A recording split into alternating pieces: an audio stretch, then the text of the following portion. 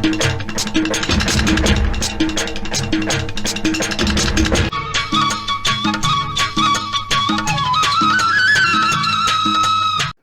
ಕೊನೆಯ ಅಲ್ಲಿಯ light boy ಅಥವಾ ಇನ್ನೊಬ್ಬ ಏನಿರ್ತಾನೆ ಅವರೆಲ್ಲರೂ ಕುಳಿತುಕೊಂಡ್ಮೇಲೆ ಅವರು ಕುಳಿತುಕೊಳ್ತಾ ಇದ್ದಿದ್ದು. ಅನ್ಫಾರ್ಚುನೇಟ್ಲಿ ಅದು ಆ ಚಿತ್ರ ತೆರೆಗೆ ಬರಲೇ ಇಲ್ಲ. ಆವಾಗ ಒಂದು ದಿನ ಏನೋ ಒಂದ್ಸರಿ ತಾರಾಸು ಅವ್ರನ್ನ ಭೇಟಿ ಮಾಡಿದ್ದು ನನಗೆ ನೆನಪಿದೆ. ರಾಜ್ಕುಮಾರ್ ಅವ್ರ ಪಾಡಿಗೆ ಅವರು ನಗ್ನಗ್ತಾ ನಮ್ಮ ಜೊತೆ ಮಾತಾಡ್ತಾ ಇದ್ರು ಯಾವುದೋ ವಿಚಾರ. ಆಮೇಲೆ ಅವ್ರದ್ದು ಸೀನ್ ವಿಚಾರ ಬಂದಿದ್ದ ತಕ್ಷಣವೇ ಹೋಗಿ ಒಂಥರ ಕಣ್ಣೀರು ಹಾಕೋದಿದ್ದಾರೆ, ದಳ ಅಂತ ಕಣ್ಣೀರು ಹಾಕಿದ್ದು ನೋಡಿ ಹೀಗೆ ಸಾಧ್ಯನಾ ಅನ್ನಿಸ್ಬಿಡ್ತು ನನಗೆ. ತೆಗಳಿಕೆನ ಅವರು ಮನಸ್ಸಿಗೆ ತಗೊಳ್ತಾನೆ ಇರಲಿಲ್ಲ. ರಾಜ್ಕುಮಾರ್ ಅವ್ರ ಸ್ಟೈಲ್ ಹೇಗೆ ಅಂದ್ರೆ, ನೀವು ಮಾತಾಡ್ತಾ ಇದ್ರೆ ಅವರಷ್ಟಕ್ಕೆ ಅವರೇ ತಮಗೆ ತಾವೇ ಉತ್ತರ ಕೊಡ್ಕೊಂಡು ಉತ್ತರ ಹೇಳೋ ರೀತಿ. ರಾಜ್ಕುಮಾರ್ ಒಳಗಡೆ ಒಬ್ಬ ವಿಮರ್ಶಕ ಇದ್ದಾನೆ. ತಮ್ಮ ಹೆಗಲ ಮೇಲೆ ತಲೆ ಇಟ್ಕೊಂಡು ವಿವೇಕದಿಂದ ಯೋಚನೆ ಮಾಡ್ತಾ ಇದ್ದಂತ ವ್ಯಕ್ತಿ ಅಂತಂದ್ರೆ ಅದು ರಾಜ್ಕುಮಾರ್ ಒಬ್ಬರೇ. ಆಡಿಸುವಾತನ ಕೈ ಕೆಳಕದಲ್ಲಿ ಎಲ್ಲಾಡದಿದೆ, ಆತನ ಕರುಣೆಗೆ ಜೀವ ಬತ್ತೂರಿ ಕುಳಿಸಿ ನಲಿಸಿದೆ. ಆಮೇಶ್ವರ ಬೊಂಬೆಯ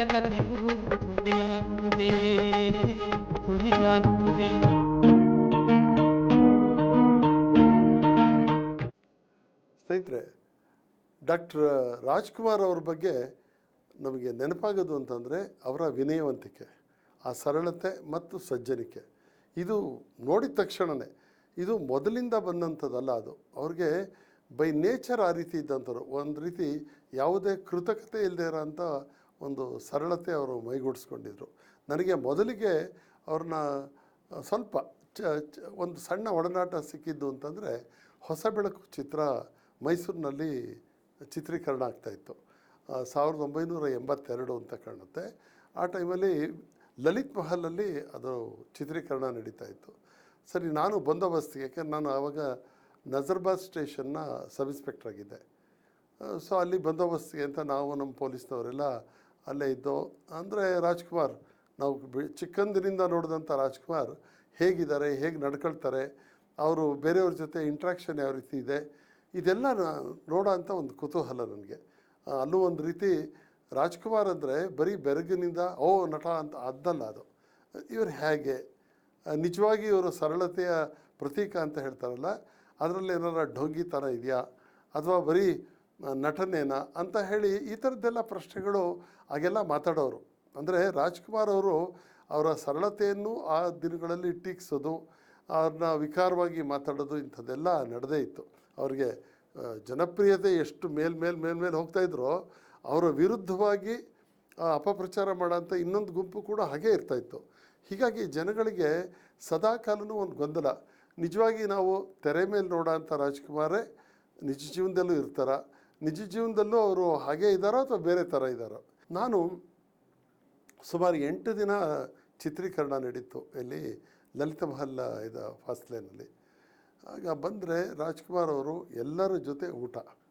ಒಬ್ಬ ಕೊನೆಯ ಅಲ್ಲಿಯ ಲೈಟ್ ಬಾಯ್ ಅಥವಾ ಇನ್ನೊಬ್ಬ ಏನಿರ್ತಾನೆ ಅವರೆಲ್ಲರೂ ಕುಳಿತುಕೊಂಡ್ಮೇಲೆ ಅವರು ಕುಳಿತುಕೊತಾ ಇದ್ದಿದ್ದು. ಮತ್ತು ಎಲ್ಲ ನೆಲದ ಮೇಲೆ ಊಟ, ಅಲ್ಲಿ ಮೈದಾನ ಇರ್ತಿತ್ತಲ್ಲ, ಹುಲ್ಲು ಹಾಸಿನ ಮೇಲೆ ಎಲ್ಲರನ್ನೂ ಕೂರಿಸಿ ಊಟ ಮಾಡ್ತಾಯಿದ್ರು. ನಾನು ಸಬ್ ಇನ್ಸ್ಪೆಕ್ಟರ್ ಆಗಿದ್ದರಿಂದ ಮತ್ತು ಅವ್ರ ಜೊತೆ ಅದು ಇದು ಮಾತಾಡ್ತಾ ಇದ್ದರಿಂದ ನಾನು ಅವ್ರ ಪಕ್ಕನೇ ಕುಳಿತುಕೊಂಡು ಊಟ ಮಾಡೋದಂಥ ಒಂದು ಅವಕಾಶ. ಬಟ್ ಅವರು ನೀನು ಹೊಸಬ, ನೀವೆಲ್ಲಿಯವರು, ನೀವು ಯಾರು, ಈ ಥರ ಪ್ರಶ್ನೆಗಳು ಅವ್ರು ಎಂದೂ ಕೇಳ್ತಾ ಇರಲಿಲ್ಲ. ಜಸ್ಟ್ ಅವರು ಒಂದು ನಾನೆಲ್ಲೋ ಬಹಳ ದಿನದಿಂದ ಪರಿಚಯ ಇರೋಂಥ ಒಬ್ಬ ಮನುಷ್ಯ ಅನ್ನೋ ರೀತಿಯಲ್ಲೇ ನಡ್ಕೊಳ್ತಾಯಿದ್ರು. ಅದು ನನಗೆ ತುಂಬ ಆಮೇಲೆ ಅದಾದಮೇಲೆ ಊಟ ಆದಮೇಲೆಲ್ಲ ಒಂದಷ್ಟೊತ್ತು ಕೂತ್ಕೊಂಡು ಮಾತಾಡುವಾಗಲೂ ಅಷ್ಟೇ, ನೃಪತುಂಗ ಅಮೋಘ ವರ್ಷ ನೃಪತುಂಗ ಅಂಥೇಳಿ ತಾರಸೋರ್ದು ನಾವೆಲ್ಲಿದೆ ನೋಡಿ, ಅದೀಗಾಗಲೇ ಫೈನಲೈಸ್ ಆಗ್ತಾಯಿದೆ. ಅದೊಂದು ನಾನು ಮಾಡಬೇಕು, ತುಂಬ ಅದ್ರ ಬಗ್ಗೆ ಬಹಳ ನಾವು ಅದಕ್ಕೆಲ್ಲ ತುಂಬ ಕಷ್ಟಪಟ್ಟು ಕೆಲಸ ಮಾಡಿದ್ದಾಗಿದೆ, ನಾವು ಮಾಡ್ತಾಯಿದ್ದೀವಿ ಅಂತಂದರು. ಅನ್ಫಾರ್ಚುನೇಟ್ಲಿ ಅದು ಆ ಚಿತ್ರ ತೆರೆಗೆ ಬರಲೇ ಇಲ್ಲ. ಆವಾಗ ಒಂದು ದಿನ ಏನೋ ಒಂದ್ಸರಿ ತಾರಾಸು ಅವ್ರನ್ನ ಭೇಟಿ ಮಾಡಿದ್ದು ನನಗೆ ನೆನಪಿದೆ, ರಾಜ್ಕುಮಾರ್ ಅವರು. ಹೀಗೆ ಅದೊಂದು ಒಡನಾಟ ನನಗೆ ಮರೆಯೋಕ್ಕಾಗದೇ ಇರೋಂಥ ಒಂದು ಒಡನಾಟ ಅದು. ಅದಾದಮೇಲೆ ರಾಜ್ಕುಮಾರ್ ಅವ್ರದ್ದು ಹಾಲು ಜೇನು ಅನ್ನೋದು ಒಂದು ಚಿತ್ರ, ಅದು ಕೂಡ ಮೈಸೂರಿನಲ್ಲೇ ಚಿತ್ರೀಕರಣ ನಡೀತು. ಸೇಮ್ ಆವಾಗಲೂ ಕೂಡ ನಾವು ಹಿಂದೆ ನೋಡಿದ್ದ ರಾಜ್ಕುಮಾರೇ ಎಲ್ಲರ ಜೊತೆ ಬೆರೆತು ಮಾಡೋರು. ಆದರೆ ನಾನು ಇಲ್ಲಿ ಗಮನಿಸಿದ್ದು ಅಂತಂದರೆ ಅವ್ರ ಪಾಡಿಗೆ ಅವರು ನಗ್ನಗ್ತಾ ನಮ್ಮ ಜೊತೆ ಮಾತಾಡ್ತಾಯಿದ್ರು ಯಾವುದೋ ವಿಚಾರ. ಆಮೇಲೆ ಅವ್ರದ್ದು ಸೀನ್ ವಿಚಾರ ಬಂದಿದ್ದ ತಕ್ಷಣವೇ ಹೋಗಿ ಒಂಥರ ಕಣ್ಣೀರು ಹಾಕೋದಿದ್ದಾರೆ, ದಳ ಅಂತ ಕಣ್ಣೀರು ಹಾಕಿದ್ದು ನೋಡಿ ಹೀಗೆ ಸಾಧ್ಯನಾ ಅನ್ನಿಸ್ಬಿಡ್ತು ನನಗೆ. ಯಾಕೆಂದರೆ 2 ನಿಮಿಷ ಆ ಡೈಲಾಗ್ ಇನ್ನೊಂದು ಸರಿ ಹೇಳೋದ್ರೊಳಗೆ ಕಣ್ಣಲ್ಲಿ ಇದು ಮಾಡಿಕೊಂಡು ಆ ಭಾವ ಇದೆಲ್ಲ ನೋಡಿದಾಗ ಒಬ್ಬ ಅಭಿಜಾತ ಕಲಾವಿದನಿಗೆ ಮಾತ್ರನೇ ಇಂತಹ ಒಂದು ಆ ಸ್ಪಾಂಟೇನಿಟಿ ತಕ್ಷಣ ಆ ಕ್ಷಣಕ್ಕೆ ನೀವು ಬಯಸಿದ ಇದನ್ನು ಅಭಿನಯವನ್ನು ನೀಡೋಂಥ ಒಂದು ಸಾಮರ್ಥ್ಯ ಇದಂತೂ ನನಗೆ ಬಹಳ ವಿಸ್ಮಯ ತಂದಂಥದ್ದು. ಆದರೆ ಈ ಹಾಲು ಜೇನು ಚಿತ್ರ ನಡೀತಾ ಇತ್ತು ನೋಡಿ, ಆ ಚಿತ್ರೀಕರಣ ನಡೀತಾ ಇದ್ದಿದ್ದು ಇಲ್ಲಿ ನಾನು ಅವಾಗ NR ಮೊಹಲ್ಲಾ ಪೊಲೀಸ್ ಸ್ಟೇಷನ್ನಲ್ಲಿ ವರ್ಕ್ ಮಾಡ್ತಾಯಿದ್ದೆ. ಆ NR ಮೊಹಲ್ಲಾದ ಹತ್ರ ಒಂದು ಸುಜಾತ ಹೋಟೆಲ್ ಅಂತ ಇದೆ, ಈಗ ಹೈವೇ ಸರ್ಕಲ್ ಇದೆಯಲ್ಲ ಹೋಟೆಲ್ ಹೈವೇ, ಅಲ್ಲಿ ಪಕ್ಕದಲ್ಲಿದ್ದಂಥ ಒಂದು ಹಳೆಯ ಹೋಟೆಲ್ ಅದು. ಈವನ್ ಅಲ್ಲಿರೋಂಥ ಬೆಂಚು ಕುರ್ಚಿಗಳು ಕೂಡ ಎಲ್ಲ ಪುರಾತನ ಕಾಲದ್ದೇನೆ. ರಾಜ್ಕುಮಾರ್ ಅವ್ರು ಬಂದರೆ ಆ ಹೋಟೆಲ್ನಲ್ಲೇ ಉಳಿತಾ ಇದ್ದಿದ್ದು. ಆವತ್ತಿನ ದಿನ ಅಂತಂದರೆ ಆವಾಗ ರಾಜ್ಕುಮಾರ್ ಜನಪ್ರಿಯತೆ ಅತ್ಯಂತ ಉತ್ತುಂಗಕ್ಕೇರಿತ್ತು. ಹೀಗಾಗಿ ಎಲ್ಲಿ ಹೋದರೂ ಜನ ತುಂಬಿಡೋರು. ಆವಾಗ ಅದರಲ್ಲಿ ಒಂದು ಸರಿ ಏನಾಯಿತು, ಯಾರೋ ಹೇಳಿದ್ರು ಮಧ್ಯಾಹ್ನದ ಹೊತ್ತು ರಾಜ್ಕುಮಾರ್ ಅವರು ಮನೆಯಲ್ಲೇ ಅಲ್ಲೇ ಹೋಟೆಲ್ನಲ್ಲೇ ಇದ್ದರು. ಒಂದು ಯಾವುದೋ ಒಂದು ಇದಿದೆ, ಕ್ಯಾಸೆಟ್ ಇದೆ, ಹೊಸ ಕ್ಯಾಸೆಟ್ಟು ನೋಡೋಣ ಅಂತ. ಇಲ್ಲಿ ಮೈಸೂರಿನಲ್ಲಿ ಸದಾನಂದ ಅಂತ ಹೇಳಿ ಪ್ರೊಡ್ಯೂಸರ್ ಇದ್ದಾರೆ, ಹೊಸ ಬೆಳಕು ಪ್ರೊಡ್ಯೂಸರ್ ಅವರೇನೆ. ಅವರಂದ್ರು ಬನ್ನಿ ಸರ್ ನೋಡೋಣ, ಒಂದು ಅಣ್ಣವರು ನೋಡ್ತಾ ಇದ್ದಾರೆ, ಒಂದು CD ಕ್ಯಾಸೆಟ್ ಇದೆ ಅಂತಂದರು.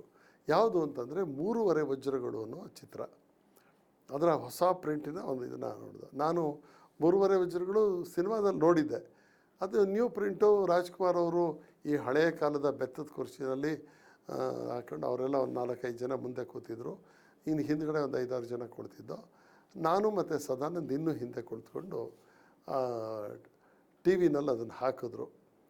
ನೋಡ್ತಾ ಸಿನಿಮಾ ಎಲ್ಲ ನೋಡ್ದು, ಚೆನ್ನಾಗಿತ್ತು ಎಲ್ಲ ಆದಮೇಲೆ ಆಮೇಲೆ ಹೊರಗಡೆ ಒಂದು 5 ನಿಮಿಷ ಎದ್ದು ಬಂದಾಗ ಬಜ್ಜಿ ಕಾಫಿ ಎಲ್ಲ ಬಂದಿತ್ತು. ಅದನ್ನು ತಿಂತಾ ಈ ಚಿತ್ರ ಇಷ್ಟು ಚೆನ್ನಾಗಿದೆ, ಕಾಸ್ಟ್ಯೂಮ್ ಚೆನ್ನಾಗಿದೆ, ಪ್ರೊಡಕ್ಷನ್ ಚೆನ್ನಾಗಿದೆ, ಯಾಕೆ ಸೋಲ್ತು ಈ ಪ್ರಶ್ನೆನ ಎತ್ಕೊಂಡು ರಾಜ್ಕುಮಾರ್ ಮಾತಾಡ್ತಾಯಿದ್ರು. ರಾಜ್ಕುಮಾರ್ ಅವ್ರ ಸ್ಟೈಲ್ ಹೇಗೆ ಅಂದರೆ, ನೀವು ಮಾತಾಡ್ತಾಯಿದ್ರೆ ಅವರಷ್ಟಕ್ಕೆ ಅವರೇ ತಮಗೆ ತಾವೇ ಉತ್ತರ ಕೊಡ್ಕೊಂಡು ಉತ್ತರ ಹೇಳೋ ರೀತಿ ಅವರು. ನಾವೆಲ್ಲ ಅಲ್ಲೇ ಇದ್ದೀವಿ, ಒಂದು 8-10 ಜನ ಎಲ್ಲ ಇದ್ದಾರೆ. ಇಲ್ಲ ಅಣ್ಣವ್ರದ್ದು ಭಾಳ ಚೆನ್ನಾಗಿದೆ, ಈ ನಟ ಸರಿಯಾಗಿ ಮಾಡಿಲ್ಲ, ಇವ್ರದ್ದು ಡೈರೆಕ್ಷನ್ ಇಲ್ಲಿ ಕೆಟ್ಟೋಗಿದೆ, ಆಮೇಲೆ ಅದಿನ್ನೂ ಸ್ವಲ್ಪ ಗೆಟಪ್ ಸರಿಯಾಗಿ ಬರಬೇಕಿತ್ತು, ಈ ಥರ ಮಾತಾಡ್ತಾ ಇದ್ದಾರೆ. ರಾಜ್ಕುಮಾರ್ ಅವರ ಅಭಿನಯದ ಕುರಿತು ಒಬ್ಬರು ಕ್ರಿಟಿಕಲಾಗೂ ಮಾತಾಡೋರಿಲ್ಲ. ಈ ಥರ ಸೈಕೋಫ್ಯಾಂಟ್ಸ್ ಅಂದರೆ ಹೊಗಳು ಭಟ್ರು ಸೇರ್ಕೊಂಬಿಟ್ರೆ ಯಾರ ತಲೆ ಬೇಕಾದ್ರೂ ಕೆಟ್ಟೋಗ್ಬಿಡುತ್ತೆ. ರಾಜ್ಕುಮಾರ್ ಅದನ್ನು ಈಗ ಅಷ್ಟನ್ನು ತೆಗಳಿಕೆನ ಅವರು ಮನಸ್ಸಿಗೆ ತಗೊಳ್ತಾನೆ ಇರಲಿಲ್ಲ. ಒಂದು ರೀತಿ ನೀವು ಆಗಲೇ ಹೇಳಿದಾಗೆ ಆಧ್ಯಾತ್ಮಿಕ ಮನುಷ್ಯ ಅಂದಾಗೇ ಒಂಥರ ನಿರ್ಲಿಪ್ತತೆ.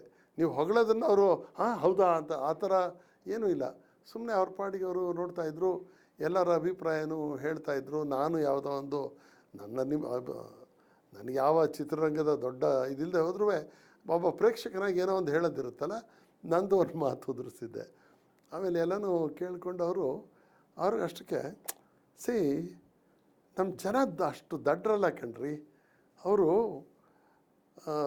ಒಂದು ರೀತಿ ನೋಡಿ ಡೈಲಾಗಲ್ಲಿ ಜೀವನೇ ಇಲ್ವಲ್ಲಪ್ಪ, ಎಲ್ಲಿದೆ ಡೈಲಾಗಲ್ಲಿ?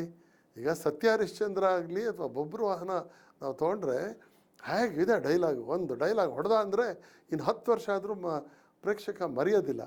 ಇಲ್ಲ, ಆ ಥರ ಜೀವನೇ ಇಲ್ಲ. ಎಲ್ಲ ಕಾಸ್ಟ್ಯೂಮ್ಗಳನ್ನೂ ನೀವು ಚೆನ್ನಾಗಿ ತೆಗಿಬೋದು, ಎಲ್ಲ ಅಭಿನಯ ಮಾಡ್ಬೋದು, ಆದರೆ ಸರಿಯಾದ ಕತೆ, ಆ ಕತೆಗೆ ಬೇಕಾದಂಥ ಒಂದು ಡೈಲಾಗ್ ಇಲ್ಲ ಅಂದರೆ ಅದು ಫಿಲ್ಮ್ ಹೋಗ್ಬಿಡುತ್ತೆ ಕಣ್ರಿ ಅಂತ. ಆವಾಗ ಅದು ಅರ್ಥ ಆಗಿದೆ. ಯಾಕೆಂದರೆ ಒಬ್ಬ ಕಲಾವಿದ ತನ್ನೊಳಗಡೆ ಏನೋ ಯೋಚನೆ ಮಾಡ್ತಾನೇ ಇರ್ತಾರೆ, ಅದನ್ನು ಎಕ್ಸ್ಪ್ರೆಸ್ ಮಾಡೋ ರೀತಿನ ನೋಡಿಬಿಟ್ಟು ನನಗೆ ತುಂಬ ಆಶ್ಚರ್ಯ ಆಯಿತು. ರಾಜ್ಕುಮಾರ್ ಒಳಗಡೆ ಒಬ್ಬ ವಿಮರ್ಶಕ ಇದ್ದಾನೆ, ಈತನ ಸುತ್ತ ಎಷ್ಟೇ ಜನ ಸೈಕೋಫ್ಯಾಂಟ್ಸ್, ಹೊಗಳು ಭಟ್ರಿರಲಿ, ಒಂದಿ ಮಾಗದಿರಲಿ, ಅವ್ರ ಮಾತು ಅವರು ಆಡ್ತಾ ಇರ್ತಾರಷ್ಟೇ, ಇವ್ರು ಯಾವುದನ್ನು ಬೇಕೋ ಅದನ್ನೇ ಮಾತ್ರ ಕೇಳಿಸ್ಕೊಳ್ಳೋಂಥವ್ರು. ಯಾಕೆ ಈ ಮಾತನ್ನು ನಾನು ಹೇಳಬೇಕಾಗಿದೆ ಅಂತಂದರೆ, ರಾಜ್ಕುಮಾರ್ ಒಬ್ಬ ವ್ಯಕ್ತಿ, ಯಾವುದೇ ಒಬ್ಬ ವ್ಯಕ್ತಿಗೆ ತಲೆ ತಿರುಗಬೇಕು ಅಂತಂದರೆ ಇಲ್ಲ ಅಧಿಕಾರ ಇರಬೇಕು, ಇಲ್ಲ ಹಣ ಇರಬೇಕು, ಇಲ್ಲ ಅವನು ಅತ್ಯಂತ ಸುಂದರನಾಗಿರಬೇಕು, ಹೀಗೆ ಅನೇಕ, ಅದರಲ್ಲಿ ಒಂದು ಗುಣ ಇದ್ದರೂ ಸಾಕು ತಲೆ ತಿರುಗಿ ತಪ್ಪಂತ ಬೀಳೋರೇ ಜಾಸ್ತಿ. ರಾಜ್ಕುಮಾರ್ ಅವ್ರಿಗೆ ಎಲ್ಲ ಗುಣಗಳು ಇದ್ದವು, ಎಲ್ಲವೂ ಇದ್ದು, ಅಷ್ಟೊಂದು ಜನಪ್ರಿಯತೆ ಇದ್ದು, ಐಶ್ವರ್ಯ ಇದ್ದು ಮತ್ತೊಂದಿದ್ದು ಮಗದೊಂದಿದ್ದು, ಆದರೆ ತಲೆ ತಿರುಗದಲೇ ತಮ್ಮ ಹೆಗಲ ಮೇಲೆ ತಲೆ ಇಟ್ಕೊಂಡು ವಿವೇಕದಿಂದ ಯೋಚನೆ ಮಾಡ್ತಾ ಇದ್ದಂಥ ವ್ಯಕ್ತಿ ಅಂತಂದರೆ ಅದು ರಾಜ್ಕುಮಾರ್ ಒಬ್ಬರೇ. ಅವ್ರು ಆ ರೀತಿಯೇ ಇದ್ದವರು ಅವರು. ಇದು ನನಗೆ ಬಹಳ ತುಂಬ ಅವರ ಬಗ್ಗೆ ಬಹಳ ಗೌರವ ನೀಡಿದ್ದು.